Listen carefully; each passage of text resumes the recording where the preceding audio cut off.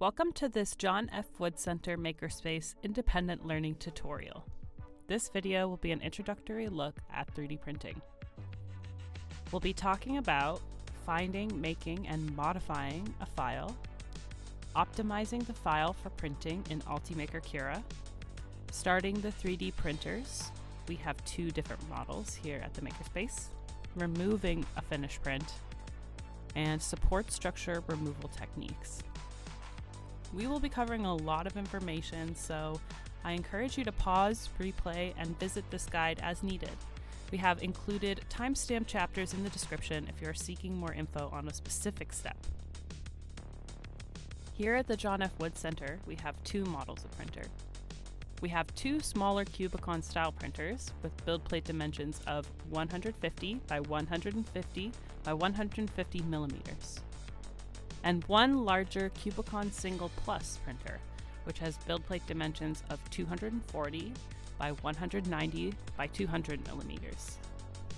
We house a selection of colors of PLA filament for you to print with.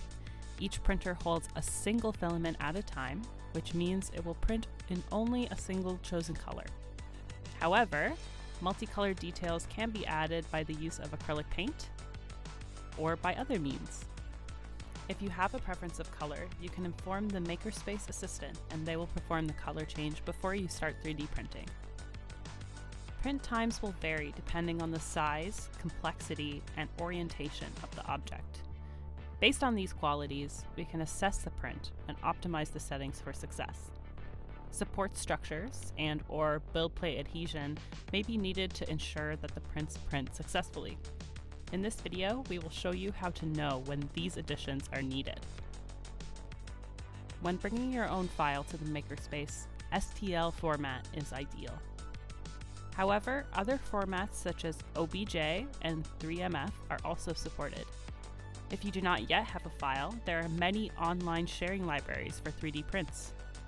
We often use thingiverse.com or printables.com for searching or browsing.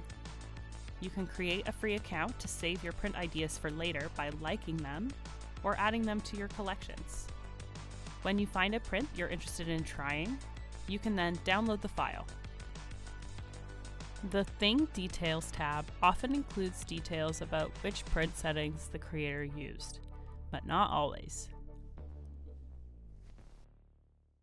If you want to try your hand at building your own 3D file or modifying an existing one, there are many softwares you can use.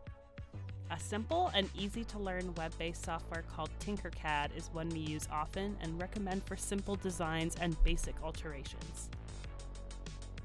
You can create your own free account to keep all of your designs in one place. You can find our Tinkercad tutorial linked in the description if you want to learn more about designing 3D files from scratch. With the file successfully downloaded, it's time to open it up in our slicing software, Ultimaker Cura. The space it shows us here is representative of the scale of the print bed. From the top left drop-down menu, you'll want to make sure that Cubicon Style is selected, unless you are printing larger than the style can handle. If that is the case, you can select Cubicon Single Plus from the drop-down instead. If the file is sliced under the wrong model, it will not be visible in the storage file library when we plug our storage device into the printer. If your print includes multiple files, they can be added to the same print bed within the slicer and printed at the same time. Keep in mind, this also means that they will print in the same color. Select your object by clicking on it, and using the left toolbar, you can move, resize, rotate, and mirror your object. To duplicate an object, right-click on it when selected, and select Multiply. Here you can choose how many copies you would like to make. On the right side, we have the print settings, where we can fine-tune the commands we send to the printer. The tabs we will use most often here are Infill, Supports, and Build Plate Adhesion. When we take a closer look at our objects, we can see that Cura has labeled them in different colors. Yellow is neutral, blue indicates a surface that is sitting flush on the print bed, and red indicates an area where supports are suggested. These red areas overhang, and if the printhead deposits the hot liquid filament here, it will droop before it has a chance to cool and solidify. At best, it will look messy, and at worst, it will cause the print to fail. Inspecting and considering these colored zones in Cura is how we will know which settings to alter. Really tiny zones of red are often fine if left without supports. However, they will look most optimal if supports are included. We can enable the support structures by checking the Generate Supports box in the Supports tab in the Settings menu. Cura is automatically going to optimize the support placement and place them where they are needed. I personally find the tree type of support to be easier to remove than the normal type support, but you can experiment and see what works best for different prints. Build plate adhesion is suggested for a print that has minimal build plate contact. If the blue highlighted areas are small or few, it may be advisable to add adhesion. It reduces the chance of slippage and print failure. Ensure that the type is set to brim or raft. One exception to this involves articulated prints.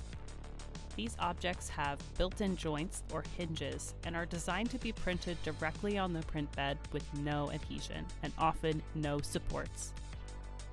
The final setting I encourage you to consider is infill. Instead of printing each layer as solid or hollow, the slicer compromises by filling the object with a framework structure. This structure reinforces the print with the durability and solidity it needs, while saving on the material and print time. If your object will be enduring lots of force or wear and tear, select an infill above 40%. There's not much difference between 60% infill and 100%, so there's actually not much need to go that high. For an object which is not expected to take that level of abuse, 10 to 20% infill is just fine. There are also different patterns of infill.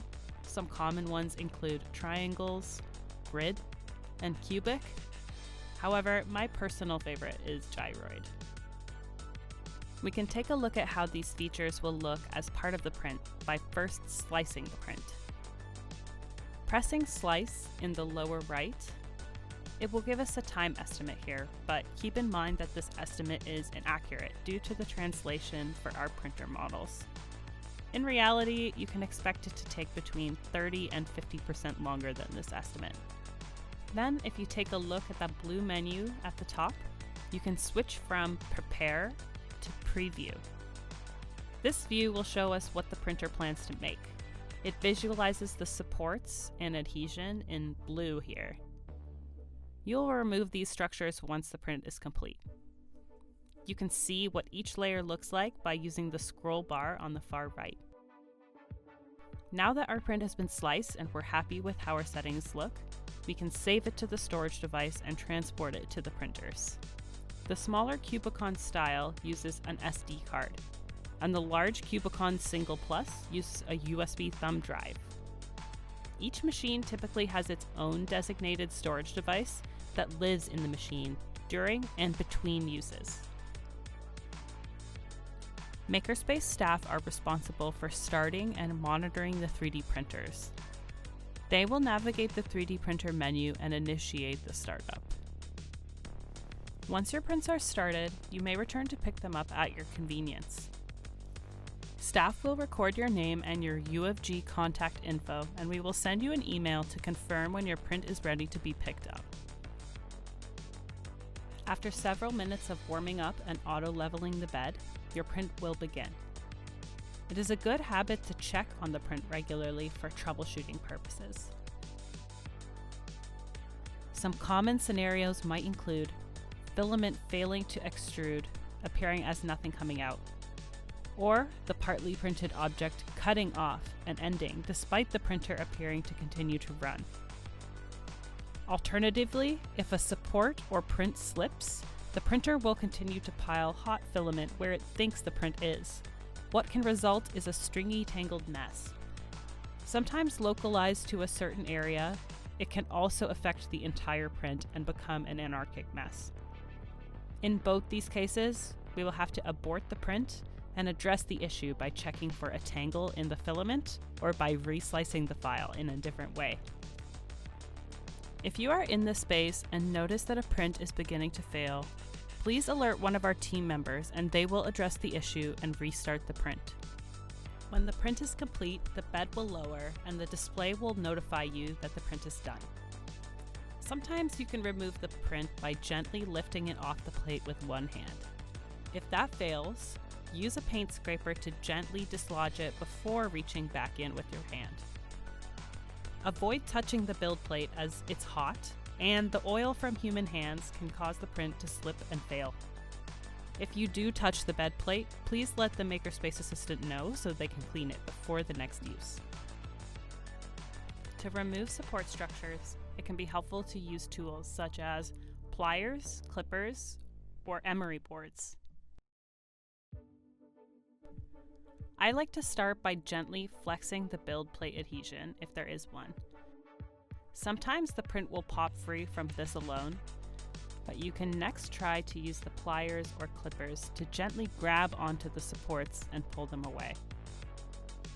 There are lots of ways to approach this, but it takes practice, so be patient and gentle as you build up confidence.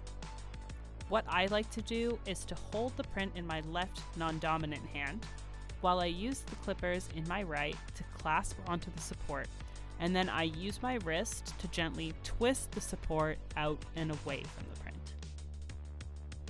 Support structures are generally created hollow, so they should, in theory, be easier to remove and break away than the actual components of your print. That being said, if you have a print that has little delicate components or pieces that are thin and flimsy, you'll have to be extra careful when clearing the supports from around these areas. That concludes for now our brief look at 3D printing. Thank you for watching this independent learning tutorial from the John F. Wood Center Makerspace. Also, as a reminder, we have broken this video down into chapters and posted the timestamps in the description. Please feel welcome to revisit parts of this video as needed. And remember that our Makerspace staff are a great resource when it comes to problem solving or just getting feedback. Please feel comfortable to ask questions or request assistance if you are unsure. Thanks for watching through this tutorial alongside us. You can check out the Wood Center YouTube channel for more equipment tutorials and sneak peeks of events and programs we have going on during the year.